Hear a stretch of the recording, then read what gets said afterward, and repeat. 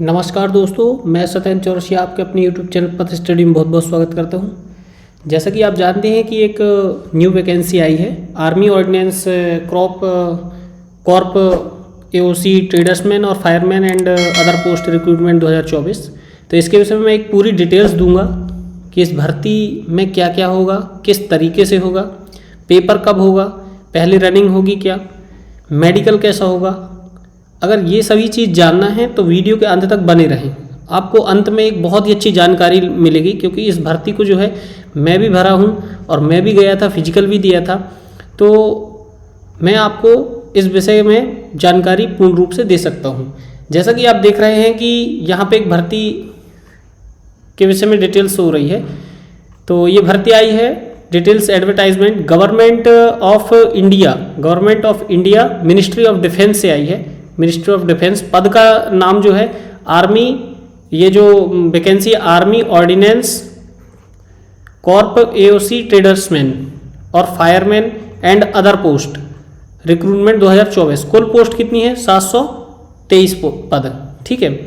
और ये central recruitment cell C/O army ordnance corps central Secunderabad से है, जिसका पिन कोड दिया हुआ है 500015।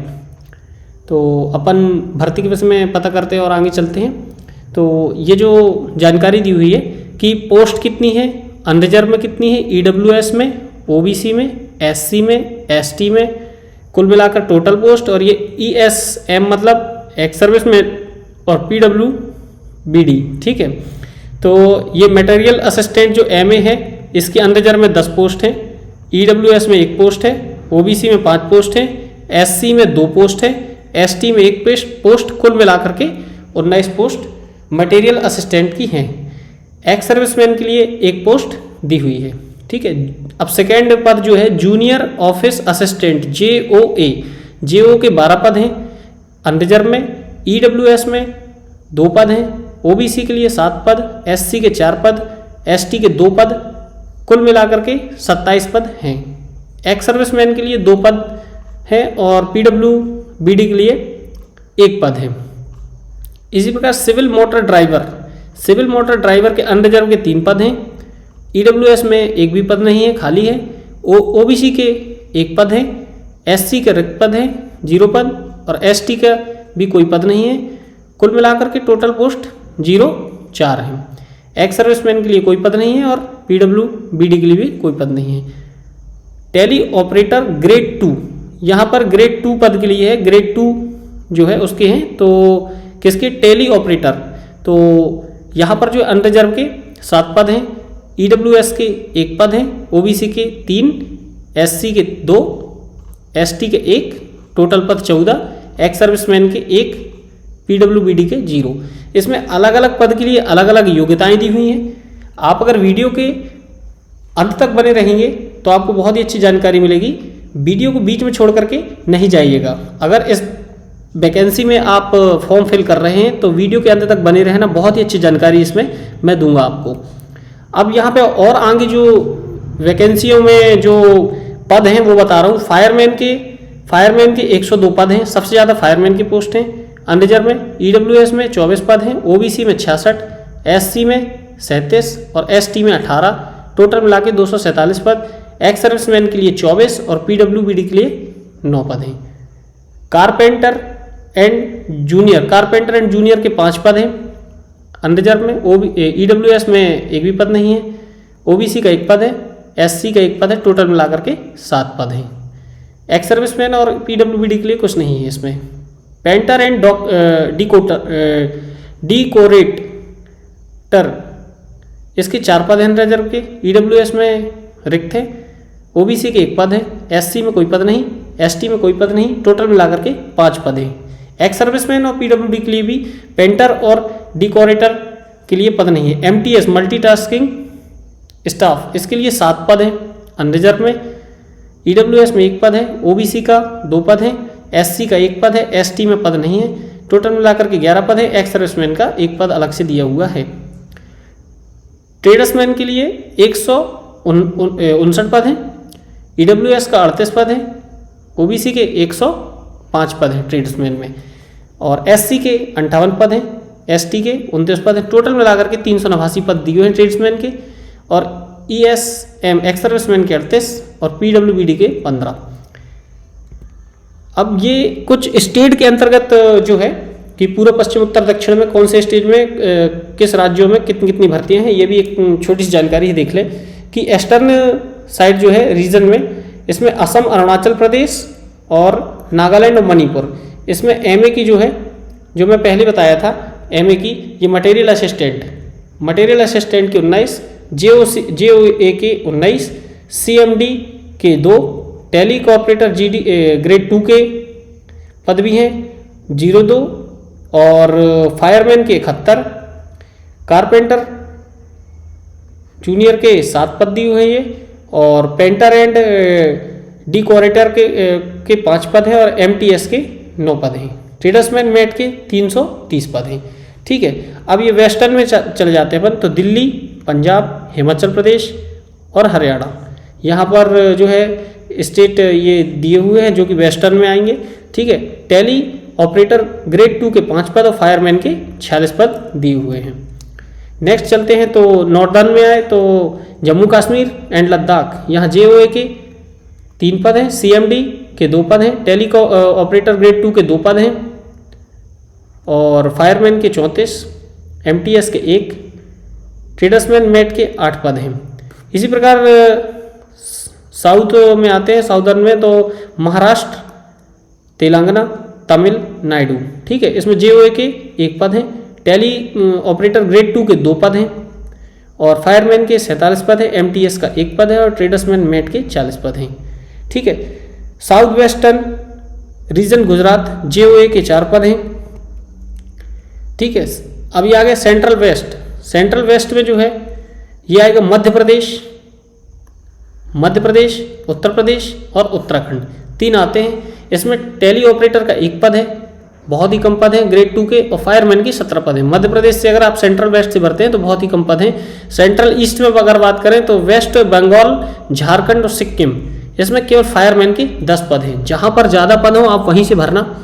ऑल इंडिया भर्ती है, आर्मी की ऑर्डिनेंस की भर्ती है, तो इसके विषय में आप समझे पूरा। Eligible for candidate nationality citizens. ठीक है, अब ये जो बताया कि कहाँ कहाँ के लोग भर सकते हैं। A candidate must be a citizen of India, Bharat देश का हो, a subject of Nepal, Nepal के लोग भी भर सकते हैं। ठीक है, और अ सब्जेक्ट ऑफ भूटान, इसमें भूटान के लोग भी भर सकते हैं। ठीक है, और अ तिब्बती refugee who came over to India before 1 January 1962। इसमें लिखा है कि एक तिब्बती शरणार्थी जो 1 जनवरी 1962 से पहले भारत आया था, भारत में स्थायी रूप से बसने का इरादा, सिटिंग इन इंडिया। ठीक है, और एक और जो ये बी पॉइंट है, बी पॉइंट में provided that a candidate who belong two categories, इसमें लिखा है बशर्ते कि कोई अभ्यर्थी उपरोक्त श्रेणी 1, 2, 3 और 4 से संबंधित हो, वह व्यक्ति होगा जिसके पक्ष में भारत सरकार द्वारा पात्रता प्रमाण पत्र जारी किया गया हो। ठीक है, अब एक और जो सी दिया है, सी ऑप्शन, इसमें जिस उम्मीदवार के मामले में पात्रता का प्रमाण पत्र आवश्यक है उसे परीक्षा में प्रवेश दिया जा सकता है, लेकिन UE का प्रस्ताव केवल तभी दिया जाएगा जब भारत सरकार द्वारा उसके आवश्यक पात्रता प्रमाण पत्र जारी किए गए हों। ये कुछ डिटेल्स दी हुई हैं। ठीक है, ये हिंदी में है और ये इंग्लिश में है, तो आप इसको पढ़ सकते हैं। ठीक है, अब ये एज लिमिट की मैं बात करता हूँ, तो एज लिमिट जो दी हुई है ये सीरियल नंबर दिए हुए हैं, यहाँ पोस्ट दी है कि मटेरियल असिस्टेंट में जो एज है 18 वर्ष से 27 वर्ष दी हुई है। एज रिलैक्सेशन एज पर पैरा 5 बिलो। ठीक है, तो ये मिनिमम एजुकेशन क्वालिफिकेशन जो बताया है कि मिनिमम एजुकेशन क्वालिफिकेशन, तो इसमें क्या करना है कि grade in any discipline for any recognised university of diploma in material management और diploma in engineering in any discipline from a recognised university. ठीक, तो इसमें यह है कि आपका जो है ग्रेजुएशन बेस से भर्ती है, तो ग्रेजुएशन होना चाहिए आपका, और ग्रेजुएशन अगर है तो आप इस पद को आप भर सकते हैं। ठीक है, और नोट भी दिया है इसमें, किसी भी मान्यता प्राप्त विश्वविद्यालय से किसी भी विषय में स्नातक या किसी भी मान्यता प्राप्त संस्था से सामग्री प्रबंधन मटेरियल मैनेजमेंट में डिप्लोमा या किसी भी विषय में इंजीनियरिंग में डिप्लोमा हो, तभी आप इस पद के लिए भर सकते हैं। ठीक, इसमें नोट दिया है UGC open and distance learning विनियम 2017 के अनुसार जून 2017 में आधिकारिक राजपत्र में प्रकाशित भाग 3.8.5 के तहत इंजीनियरिंग, चिकित्सा, दंत चिकित्सा, नर्सिंग, फार्मेसी, वास्तुकला और फिजियोथेरेपी आदि में कार्यक्रमोम को open and distance learning mode के तहत पेश करने की अनुमति नहीं है। हालांकि 11 मार्च 2019 को MA संख्या 3092/2018 में WPC संख्या 382/2018 में मुकुल कुमार शर्मा और अन्य बनाम SICTE और अन्य शीर्षक से माननीय सर्वोच्च न्यायालय के आदेश के अनुसार ये कुछ इंस्ट्रक्शन दिए हुए हैं कि कौन लोग भर सकते हैं, कौन लोग नहीं। तो इसके विषय में जो है आपको मैं बता रहा हूँ, तो आप ये विशेष ध्यान रखना। जूनियर ऑफिसर असिस्टेंट JOA, इसमें जो है बिटवीन 18 से 25 ईयर तक का जो भी कैंडिडेट है वो भर सकता है। इसमें मांगा है first 12th pass for a recognised board of university, और सेकंड मांगा है typing speed of 35 word per minute in English on computer और typing speed on 30 word per minute in Hindi. 30 word Hindi में हो, 35 वर्ड जो है इंग्लिश में हो आपकी। ठीक है, अभी एक और आ गया civil motor driver OG between 18 वर्ष से 27 वर्ष तक जो है ये age relaxation of para 5 belong दिया हुआ है कि पैरा 5 में जो है एज दी हुई है। तो इसमें जो है matriculation pass of equivalent from a recognised board, जो मैट्रिकुलेशन हो आप पास हो, और civilian driving licence of heavy vehicle and heavy 2 years experience of driving such vehicle, 2 वर्ष का आपको एक्सपीरियंस हो और हैवी मोटर व्हीकल का लाइसेंस हो आप, तभी आप सिविल मोटर ड्राइवर का आप भर सकते हैं। टैली ऑपरेटर ग्रेड 2, इसके लिए 18 वर्ष से 27 वर्ष है। ठीक है, एज रिलैक्सेशन में आगे बता दूंगा। 10वीं 12वीं 10 + 2 मतलब 12वीं equivalent with English and compulsory subject. ठीक है, और सेकेंड होता है कि perfect proficiency in handling in PBX board. ठीक है, और ये दिया है स्पोकन इंग्लिश, मतलब स्पोकन इंग्लिश भी आपसे आना चाहिए। फ्लुएंस स्पोकन इंग्लिश जो है, फ्लुएंस इन स्पोकन इंग्लिश। ठीक है ना, टैली ऑपरेटर ग्रेड 2 के लिए। ठीक, अब अपन आगे चलते हैं। तो इसमें ट्रेड्समैन मैट जो है इसके लिए कुछ नहीं, इसके लिए बिटवीन 18 वर्ष से 25 वर्ष के बीच है। एज रिलैक्सेशन है पैरा 5, ये भी पढ़ के बता दूंगा आगे चल के एज रिलैक्सेशन क्या क्या है। तो इसमें मैट्रिकुलेशन पास और equivalent from a recognised board दिया हुआ है, तो मैट्रिकुलेशन सर्टिफिकेट होना चाहिए, आपकी मैट्रिक होना चाहिए। ठीक है, नोट दिया है, नोट आप विशेष रूप से ध्यान दें कि उम्मीदवारों को ध्यान देना चाहिए कि आवेदन जमा करने की तिथि पर प्रदान की गई मैट्रिकुलेशन या राज्य केंद्रीय बोर्ड द्वारा मान्यता प्राप्त समकक्ष प्रमाण पत्र में दर्ज जन्म तिथि ही आयु पात्रता निर्धारित करने के लिए स्वीकार की जाएगी। जो आपकी 10th या 12th में जो आपकी डेट ऑफ बर्थ दी हुई है उसी से आपकी आयु जो है गिनी जाएगी या गणना किया जाएगा आयु का आपका। अभ्यर्थियों को सलाह दी जाती है कि वे केवल ऐसे पद का चयन करें जिसके लिए वे निर्धारित आयु सीमा के भीतर हों। आप वही पद का फॉर्म भरें जिसके आप आयु के भीतर आए। ठीक है, बेंचमार्क विकलांग वाले व्यक्ति PWBD के पास सरकारी अस्पताल के CMO सिविल सर्जन द्वारा जारी विकलांग प्रमाण पत्र या भारत सरकार द्वारा जारी किया गया विशिष्ट पहचान पत्र होना चाहिए जो विकलांगता को प्रमाणित करता हो। आगे बढ़ते हैं। तो ये category for climbing age relaxation जो दिया है, ये SC ST के लिए जो है 5 साल का आपको एज में छूट मिल जाएगा। OBC के लिए 3 साल का छूट मिल जाएगा।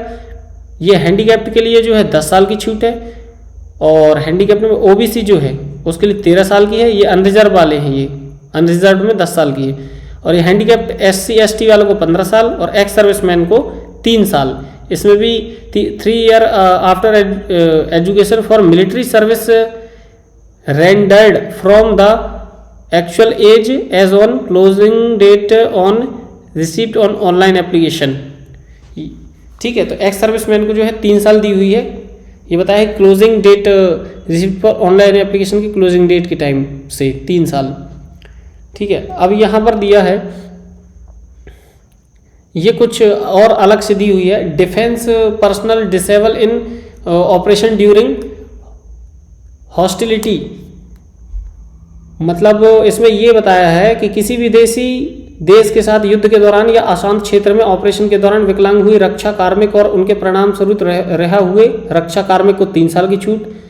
और 8वां पॉइंट है, तो इसका जो आप हिंदी करेंगे तो किसी विदेशी देश के साथ युद्ध के दौरान या अशांत क्षेत्र में ऑपरेशन के दौरान विकलांग हुए रक्षा कार्मिक और उनके परिणाम स्वरूप रहा हुए SC/ST लोगों को 8 वर्ष की छूट। केंद्र सरकार के असैन्य कर्मचारी जिनकी आयु 40 वर्ष तक हो तथा जिन्हें ऑनलाइन आवेदन प्राप्त करने की अंतिम तिथि तक कम से कम 3 वर्ष की नियमित और निरंतर सेवा प्रदान की हो, उसके लिए जो है ये up to 40 year of age लिखा है कि 40 ईयर के एज के अप टू 40 ईयर एज। ठीक है, अब ये जो SC/ST वालों के लिए अगर वही है तो 45 एज दी हुई है। ठीक, अब इसी प्रकार इसमें लिखा है कि विडोज या डाइवर्स वुमेन जो है उनके लिए 35 वर्ष की up to 35 years of age. और ये SC/ST की अगर ये हैं जो विधवा या फिर तलाकशुदा हैं तो इनके लिए 40 वर्ष की एज दी हुई है। ठीक है, अभ्यर्थी को निम्नलिखित दस्तावेजों की स्कैनिंग प्रतियां अपलोड करनी होगी, जैसे पहचान प्रमाण के लिए पैन कार्ड, वोटर ID। ठीक है, वोटर ID, पासपोर्ट, प्रत्येक का आकार 30-50 KB के बीच में होना चाहिए। ये मोस्ट IMP है, ये ध्यान रखना फॉर्म भरते टाइम। नवीनतम पासपोर्ट आकार का फोटो, आवेदन की तिथि से 3 महीने से अधिक पुराना नहीं होना चाहिए। ये जो दिया हुआ इंस्ट्रक्शन है बहुत मोस्ट IMP इंस्ट्रक्शन है। उम्मीदवार का चेहरा दोनों कानों के स्पष्ट रूप से दिखाई देना चाहिए। आर्मी में जब भी अगर आप होंगे तो ये जो दिया हुआ दोनों कानों के से स्पष्ट रूप से दिखाई देना चाहिए। इसमें ये नहीं कि आप एक साइड को चेहरा करके खड़े हो गए और फोटो खिंचा लिए। इसमें स्पष्ट दोनों कान दिखाई देना चाहिए और फोटो का कम से कम 70% हिस्सा कवर करना चाहिए। फोटो का आकार 20 KB से अधिक नहीं होना चाहिए, तभी आप फोटो अपलोड करिएगा, नहीं तो आपका फॉर्म जो है रिजेक्ट हो जाएगा। मैट्रिकुलेशन बोर्ड द्वारा जारी कक्षा 10वीं उत्तीर्णता प्रमाण पत्र या किसी मान्यता प्राप्त बोर्ड से समकक्ष प्रमाण पत्र, वेबसाइट पर सामान्य निर्देशों के अनुसार कोई अन्य दस्तावेज केवल JPEG या JPG प्रारूप में आकार 30 से 50 KB के भी प्रत्येक होना चाहिए।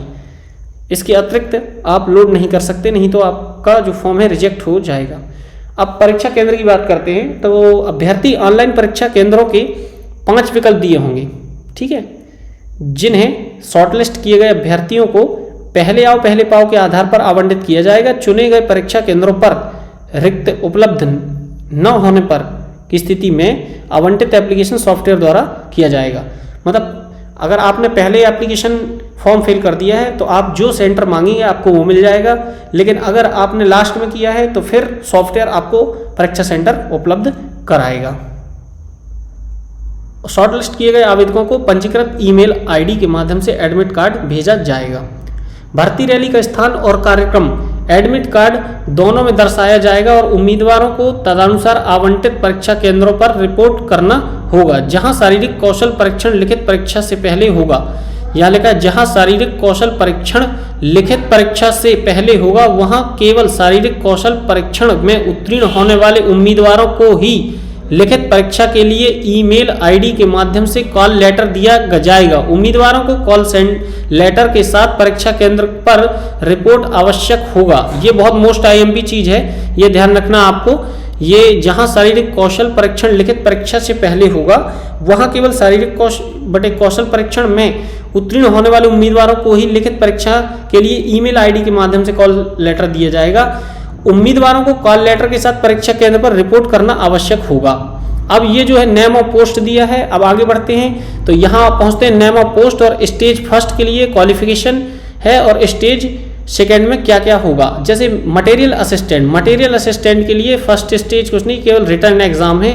इसी प्रकार JOA के लिए जो है टाइपिंग प्रोफिशिएंसी टेस्ट होगा 35 word per minute in English के लिए और 30 word per minute in Hindi के लिए। रिटन एग्जाम सेकेंड में कंपलसरी है। CMD OG के लिए जो है ड्राइविंग टेस्ट होगा, वर्बल होगा, question about internal functions of heavy and light vehicle, ठीक है, और सेकेंड फिर एग्जाम होगा। टैली ऑपरेटर ग्रेड 2 के लिए स्टेज फर्स्ट कुछ नहीं है, केवल एग्जाम बस है, ठीक है। अब आगे बढ़ते हैं तो फिजिकल की बात कर लेते हैं कि फिजिकल मेजरमेंट क्वालिफाइंग क्या मांगा है। तो इसमें लिखा है हाइट जो है 165 सेंटीमीटर होना चाहिए, ठीक है, और इसमें जो दिया है belong for a member of ST 2.5 centimetre जो है shall be allow for member of ST के जो छूट दी हुई है ये दिया है, ठीक है। ये किस में है, फायरमैन के लिए है, ठीक है। अब ये जो चेस्ट दिया हुआ है ये 81.5 सेंटीमीटर होना चाहिए। चेस्ट जो है फुला के चेस्ट 85 सेंटीमीटर होना चाहिए और वेट जो है आपका मिनिमम 50 kg होना चाहिए। फिजिकल एंड्योरेंस टेस्ट जो है 1.6 किलोमीटर रनिंग होगी, मतलब 1 मील की रनिंग होगी। कैंडिडेट अदर देन EXM मतलब एक्स सर्विसमैन या फीमेल कैंडिडेट 6 मिनट का जो है 6 मिनट्स का टाइम दिया हुआ है। फीमेल कैंडिडेट जो है 8 मिनट 26 सेकेंड आपका टाइम दिया हुआ है। और एक्स सर्विसमैन को जो है जिसकी उम्र जो है 40 साल दी हुई है तो आपको 7 मिनट 11 सेकेंड मिलेंगे। अगर आपकी उम्र 40 से 45 के बीच है तो आपको 7 मिनट 48 सेकेंड मिलेंगे। अगर आप 45 साल से ऊपर के हैं तो आपको 9 मिनट 22 सेकेंड में आपको 1600 मीटर की रनिंग पूरी करनी होगी। और उसके बाद जो सेकेंड स्टेज है, सेकेंड स्टेज में आपका जो है ये रिटन एग्जाम होगा। अब आगे बढ़ते हैं अपन, तो इसमें लिया है उसमें carrying a person of 63.5 kg as a distance of 183 metres within 96 second. अब ये दिया है कि आपको 63.5 kg to a distance of 183 metre in 96 second में पूरी करना है। Clearing 2.7 metre with ditch landing on both feet. Long jump जो दी हुई है 2.7 मीटर है, मतलब आपकी लंबी कूद भी होगी। और ये 63.5 kg का वजन लेकर के आपको 183 मीटर की दौड़ करना है जो कि 96 सेकेंड में पूरी करना है। और ये एक 3 मीटर की रोप यूजिंग हैंड एंड फीट होगा। ये भी एक इवेंट है जो कि आपको पास करना अनिवार्य है, ठीक है। अब कारपेंटर एंड जो जूनियर की बात करते हैं तो making frontier wooden item with proper in finishing and verbal question about type of wood furniture and all other friends to it. और ये जो है ये आपका पूछा है कारपेंटर का कि आपको जो है लकड़ी के विषय में जानकारी हो और ये सब चीज़ आपको आना चाहिए वुडन आइटम के विषय में, ठीक है। फिनिशिंग आना चाहिए, वर्बल ये सब चीज़ आना चाहिए। तो इसमें जो है सेकेंड जो आपका होगा सेकेंड स्टेज एग्जाम होगा और ये फर्स्ट स्टेज में ये इसके विषय में जानकारी लिया जाएगा। अब ये पेंटर एंड कोरेटर इसमें जो है पेंटिंग और wooden and iron items verbal questions about mixing of colours, इसके विषय में आपसे कुछ फर्स्ट स्टेज में आपसे पूछा जाएगा अगर आप इसकी भरते हैं तो पेंटर की। और सेकेंड स्टेज में फिर आपका रिटन एग्जाम होगा। और MTS की बात करें तो मल्टीटास्किंग स्टाफ में केवल आपका रिटन एग्जाम होगा और बस रिटन एग्जाम के बाद आपकी मेरिट बन जाएगी, आपका सिलेक्शन हो जाएगा। अब नेम ऑफ पोस्ट में अपन बात करते हैं आगे ट्रेडर्समैन एंड मैट की। इसमें आपका जो है सीधे फर्स्ट स्टेज क्वालिफाइंग है, इसी को करेंगे तभी आपको सेकेंड स्टेज में रिटन एग्जाम में बैठने मिलेगा। जहाँ पे भी फर्स्ट स्टेज क्वालिफाइड लिखा है वहाँ पे फर्स्ट स्टेज क्वालिफाइड करने के बाद ही सेकेंड स्टेज में आपको जाने मिलेगा। इसमें लिखा है 1.5 किलोमीटर की रनिंग 6 मिनट में, 50 kg वजन लेने के बाद डिस्टेंस 200 मीटर 100 सेकेंड में आपको करना है। ये बड़ा कठिन रहता है। इसमें हम लोगों ने दिया था तो ये जो 50 kg का बर्डन उठा के खुद को उठाना है, सबसे बड़ी प्रॉब्लम इसमें ये है कि खुद को वजन उठाना है और डिस्टेंस जो है 200 मीटर का 100 सेकेंड में पूरी करना है। यहाँ पर हम लोग फेल हो गए थे। तो हम लोगों का यहाँ पर हो नहीं पाया था। बाकी 1.5 किलोमीटर हम लोगों ने रनिंग पूरी कर ली थी, तो हम लोगों ने ट्रेडर्समैन मैट का भरा था। इसी प्रकार आप एक्स सर्विसमैन के लिए अगर इसी पद के लिए जाएंगे तो 40 ईयर एज जिसकी है उसमें पहला तो है कि 1.5 किलोमीटर की रनिंग आपको 7 मिनट 11 सेकेंड में करना है, ठीक है। 50 kg का जो वजन लेके दौड़ना है आपको 200 मीटर, वो आपको जो है अगर आप 2 मिनट में भी पूरा कर लेते हैं तो आपका सिलेक्शन पक्का है। अब अपन आगे बढ़ते हैं इसी पद के लिए। तो 40 से 45 साल की जिनकी एज है उनको 1.5 किलोमीटर जो है 7 मिनट 48 सेकेंड में करना है। और यहाँ पर लिखा है कि कह रहे हैं अब 50 किलो का वजन लेकर के जो 200 मीटर की रनिंग करना है वो 2 मिनट 10 सेकेंड में आप कर लें तो आपका सिलेक्शन पक्का है। उसके बाद आपका रिटर्न एग्जाम होगा, रिटर्न एग्जाम के बाद आप निश्चित रूप से सिलेक्शन आपका पक्का हो जाएगा। अब 45 ईयर के ऊपर जो हैं उनको 1.5 किलोमीटर की जो रनिंग करना है वो 9 मिनट 22 सेकेंड में करना है। और इसमें जो 50 kg का वजन खुद से उठा करके जो 200 मीटर की जो रनिंग करना है वो 2 मिनट 40 सेकेंड में आपको कर लेना है। इसमें जो कैंडिडेट को है 50 किलो का वजन स्वयं उठाना है, ठीक है। अब इनमें फीमेल कैंडिडेट के लिए कुछ छूट दी हुई है। तो अपन फीमेल कैंडिडेट की बात करते हैं। तो फीमेल कैंडिडेट 1.5 किलोमीटर की जो रनिंग है ये आपको 8 मिनट 26 सेकेंड में करना है। रिटर्न एग्जाम होगा सेकेंड स्टेज में। और इसके बाद जो है ट्रेडर्समैन मेट में जो है 50 किलो का वजन ही लेके डिस्टेंस जो है 200 मीटर रहेगी, लेकिन टाइम रहेगा आपके लिए 3 मिनट 45 सेकेंड। गर्ल्स के लिए बहुत फ़ायदा है इसमें। अगर 3 मिनट 45 सेकेंड में आप खुद से वजन उठा करके आप अगर दौड़ रहे हैं तो आपका सिलेक्शन हो जाएगा। लेकिन सेकेंड स्टेज जो है, सेकेंड स्टेज में आपको जो है रिटर्न एग्जाम ही होगा जो कि क्वालिफाइड करना है। अब सिलेबस की बात कर लेते हैं अपन। सभी पद के लिए अलग अलग सिलेबस है, जो अलग अलग पद हैं उनके लिए अलग अलग जानकारी मैं आपको दूंगा। ये सिलेबस फॉर पोस्ट इन पे लेवल फर्स्ट एंड सेकेंड, ठीक है, मैट्रिक लेवल स्टैंडर्ड है ये।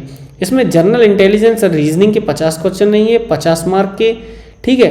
नंबर न्यूमेरिकल एप्टीट्यूड रहेगा 25 क्वेश्चन 25 नंबर के। जनरल इंग्लिश रहेगी 25 क्वेश्चन 25 मार्क की। और जनरल अवेयरनेस रहेगा 50 क्वेश्चन 50 मार्क की। टोटल क्वेश्चन हो गए 150 मार्क की। अब ये जो इसका सिलेबस है मैं इसके आगे बताने वाला हूँ, इसलिए वीडियो के अंत में बने रहें, क्योंकि इसका जो सिलेबस है बहुत अलग टाइप का रहता है। कोई कठिन सिलेबस इतना आता नहीं है। तो जानकारी अगर अच्छी लगे तो प्लीज़ वीडियो को लाइक शेयर सब्सक्राइब जरूर करें, क्योंकि एक ही वीडियो में बहुत बड़ी जो है पूरी जानकारी बनाना मुश्किल रहता है। लेकिन मैंने फिर भी 2 से 3 दिन में इसको वीडियो को बनाया है, तो आप वीडियो के अंत तक बने रहें। तो इसका टोटल जो टाइम है 150 क्वेश्चन है और 150 मिनट है, 150 मार्क हैं। और घंटा जो दिया हुआ है 2 आवर्स दिया हुआ है। 120 मिनट आपको टाइम मिलेंगे, 120 मिनट में आपको ये करना है, ठीक है। लेकिन यहाँ पर दिया है कि 20 minute extra for each hours for visually handicapped candidates के लिए जो है 20 मिनट एक्स्ट्रा दिए हुए हैं। अब ये तो बात कर लिया अपन ने syllabus for post in pace level first और सेकेंड के लिए मैट्रिक लेवल की। अब अपन आगे बढ़ते हैं तो अपन आते हैं 10+2 लेवल के लिए। 10+2 लेवल मतलब पे लेवल सेकेंड। इसमें भी जनरल इंटेलिजेंस एंड रीजनिंग के जो हैं 50 क्वेश्चन रहेंगे 50 मार्क के। नंबर न्यूमेरिकल और एप्टीट्यूड रहेगा 25 क्वेश्चन 25 मार्क के। जनरल अवेयरनेस के रहेंगे 25 क्वेश्चन 25 मार्क के। इंग्लिश लैंग्वेज के 50 क्वेश्चन 50 मार्क के। इसी प्रकार टोटल हो गया इनका 150 क्वेश्चन 150 मार्क के। टाइम ड्यूरेशन दिया है 2 घंटा। और इसी प्रकार हैंडीकैप्ड कैंडिडेट के लिए 20 मिनट एक्स्ट्रा दिया हुआ है। अब आगे बढ़ते हैं तो सिलेबस फॉर पोस्ट इन पे लेवल 5 के लिए, ठीक है। ये होती है ग्रेजुएट लेवल स्टैंडर्ड, ठीक है। ग्रेजुएट लेवल स्टैंडर्ड में जो है जनरल इंटेलिजेंस एंड रीजनिंग के 50 क्वेश्चन रहेंगे 50 मार्क के। न्यूमेरिकल एप्टीट्यूड में रहेंगे 25 क्वेश्चन 25 मार्क के। जनरल अवेयरनेस में रहेंगे 25 क्वेश्चन 25 मार्क के। और इंग्लिश लैंग्वेज में रहेंगे 50 क्वेश्चन 50 मार्क के। टोटल करके 150 क्वेश्चन आएंगे, 150 मार्क के रहेंगे, जो कि 2 घंटे का आपको समय मिलेगा। आपको 2 घंटे में इनको पूरा करना है। 120 मिनट OMR सीट रहेगी। OMR सीट को जो है आपको गोलों को भरना है। और इसमें जो 20 मिनट जो है एक्स्ट्रा मिलेंगे हैंडीकैप कैंडिडेट को। अब ये कुछ नोट दिए गए हुए हैं जो कि आपको पूरे पढ़ना है। पेपर में केवल वस्तुनिष्ठ प्रकार के बहुविकल्पी प्रश्न होंगे। पेपर में जो है वस्तुनिष्ठ प्रकार के प्रश्न होंगे। सामान्य अंग्रेजी या अंग्रेजी भाषा और समझ को छोड़कर प्रश्न अंग्रेजी और हिंदी दोनों में होंगे। मतलब अंग्रेजी भाषा बस का ट्रांसलेट नहीं होगा, बाकी सभी का जो है अंग्रेजी में और हिंदी में ट्रांसलेट होगा। परीक्षा वस्तुनिष्ठ प्रकार के प्रश्नों में आयोजित की जाएगी और ऑप्टिकल मार्क OMR सीट पर उत्तर देने होंगे। मैंने बोला था OMR सीट पर होगा, जिसका नमूना वेब एप्लीकेशन एक वेबसाइट दी हुई है, उस पर आप देख सकते हैं।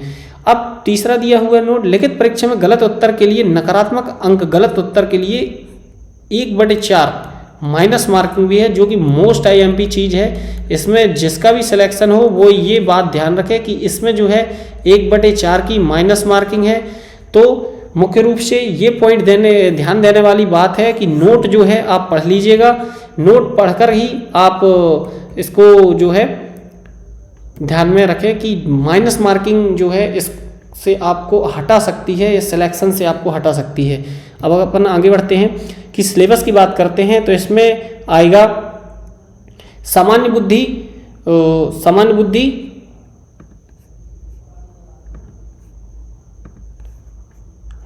इसमें क्वेश्चन दिए हुए है सामान्य बुद्धि और तर्क। इसमें मौखिक और गैर मौखिक दोनों प्रकार के प्रश्न शामिल होंगे। परीक्षण में सामान्य और अंतरिक्ष दृश्य, समस्या समाधान, विश्लेषण, निर्णय लेने संबंधी प्रश्न, दृश्य स्मृति संबंधी प्रश्न, भेदभावपूर्ण अवलोकन संबंधी प्रश्न, अवधारणा या मौखिक और आकृति वर्गीकरण संबंधी प्रश्न, अंक गणितीय संख्या प्रश्न, श्रृंखला संबंधी प्रश्न, गैर मौखिक श्रृंखला आदि पर प्रश्न होंगे। परीक्षण में अमूर्त विचारों और प्रतीकों और उनके संबंधों संबंधी प्रश्न रहेंगे। अंकगणितीय गणना रहेगी और अन्य विश्लेषण कार्यों आदि से निपटने के लिए उम्मीदवारों को क्षमता का परीक्षण करने के लिए डिजाइन किए गए प्रश्न भी शामिल होंगे। सामान्य अंग्रेजी में तो आप सामान्य अंग्रेजी रहेगी। इसमें अंग्रेजी अगर आपने पढ़ ली तो आपको सिलेक्शन निश्चित हो जाएगा। अभ्यर्थियों को अंग्रेजी भाषा और उसके सही उपयोग, शब्दावली, व्याकरण, वाक्य रचना, समानार्थी शब्द, विलोम शब्द और उनके सही उपयोग आदि की समझ होनी चाहिए। मतलब आपसे ये पूछे जाएंगे। व्याकरण संबंधी एरर वगैरह पूछ सकते हैं, वाक्य संरचना पूछ सकता है, ठीक है, समानार्थी शब्द, सिनोनिम्स एंड एंटोनिम्स पूछ सकता है, ठीक है। इस प्रकार से प्रश्न रहेंगे। अब ये जो है तीसरा रहेगा संख्यात्मक अभिरुचि, ठीक है। संख्यात्मक अभिरुचि में इस पेपर में संख्या प्रणाली, पूर्ण संख्याओं की गणना, दशमलव और भिन्न तथा संख्याओं के बीच संबंध, मौलिक अंकगणितीय संक्रियाएं, प्रतिशत, अनुपात और समानुपात, औसत, ब्याज, लाभ हानि, छूट, तालिका और ग्राफ का उपयोग, क्षेत्रमिति, समय और दूरी, अनुपात और समय और कार्य आदि से संबंधित प्रश्न शामिल होंगे। अब ये लास्ट है एक और जो कि जीके से संबंधित है, तो इसमें मैं आपको बता दे रहा हूँ कि जीके में क्या क्या आएगा। तो जीके में जो है सामान्य जागरूकता प्रश्न उम्मीदवारों को अपने आसपास के वातावरण और समाज में इनके अनुप्रयोगों के बारे में सामान्य जागरूकता की क्षमताओं का परीक्षण करने के लिए डिजाइन किए जाएंगे। तो इससे भी प्रश्न उठेंगे, आसपास के वातावरण समाज में इनके अनुप्रयोग, ठीक है। और प्रश्न वर्तमान घटनाओं मतलब जीए, जनरल अवेयरनेस से भी प्रश्न आएंगे। जनरल अवेयरनेस और अनुभव के ऐसे मामले में वैज्ञानिक पहलुओं के ज्ञान का परीक्षण करने के लिए डिजाइन किए जाएंगे। मतलब साइंस से जो है प्रश्न आएंगे जो कि जनरल अवेयरनेस से संबंधित हो, जैसा कि शिक्षित कर्मियों की अपेक्षित हो सकता है। परीक्षा में भारत और उसके पड़ोसी देशों से संबंधित प्रश्न भी आएंगे। सीधे इन्होंने बताया कि भारत और पड़ोसी देश से संबंधित प्रश्न आएंगे। तो आपको जो है हिस्ट्री में अगर आपको जो है विश्व को पढ़ना पड़ेगा।